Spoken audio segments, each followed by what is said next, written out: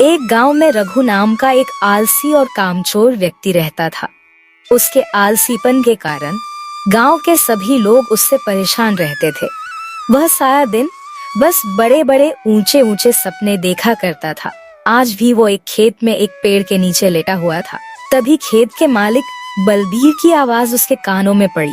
यहाँ क्या कर रहा है रघु? तुझे मैंने काम पर रखा है या आराम करने के लिए? रघु ने आलस से आंखें खोली। अरे बलबीर जी, क्या अभी आया ही था और आपने टोका? क्या थोड़ी देर आराम भी नहीं कर सकते? बलबीर ने गुस्से में कहा, पिछले 3 घंटों से तुझे इसी पेड़ के नीचे लेटा हुआ देख रहा हूँ। बाकी सब लोग खेत में मेहनत से काम कर रहे हैं और तू यहाँ आराम कर रहा है जैसे इस खेत का मालिक हो।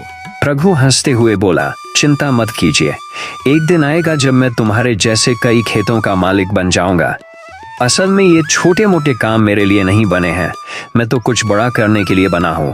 बलबीर ने कहा, रघु, मैं तुझे उसी दिन निकाल देता जिस दिन मैंने तुझे काम पर रखा था, लेकिन तेरी पत्नी गीता के आंसू देखकर दिल पिघल गया।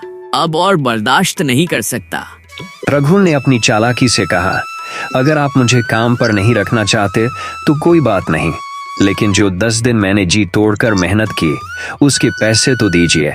बलबीर चिढ़कर बोला, दिमाग तो ठीक है तेरा, पिछले 10 दिनों में तूने 1 मिनट भी ढंग से काम नहीं किया, किस बात के पैसे मांग रहा है? रघु ने फिल्मी अंदाज में कहा, गरीब को दबाना अच्छी बात नहीं होती। अमीर लोग जब तनख्वाह नहीं देते तो गरीब डाकू बन जाते हैं।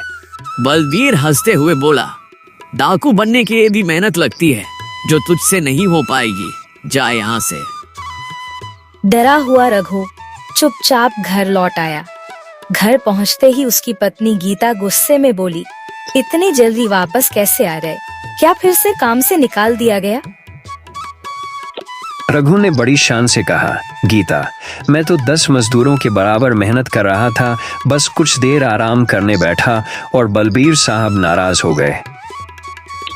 गीता ने निराश होकर कहा, हे भगवान, कब तुम इस आलस को छोड़ोगे और मेहनती इंसान बनोगे? गांव की सारी औरतें मेरा मजाक उड़ाती हैं। रघु बोला, तुम उन औरतों की बातों पर ध्यान मत दिया करो। कितनी बार कहा है कि औरतों की आदत होती है एक दूसरे का मजाक उड़ाना। गीता ने चिढ़कर कहा, तुम्हें तो मेरा मजाक उड़वाना मंजूर है, लेकिन काम करना नहीं। राशन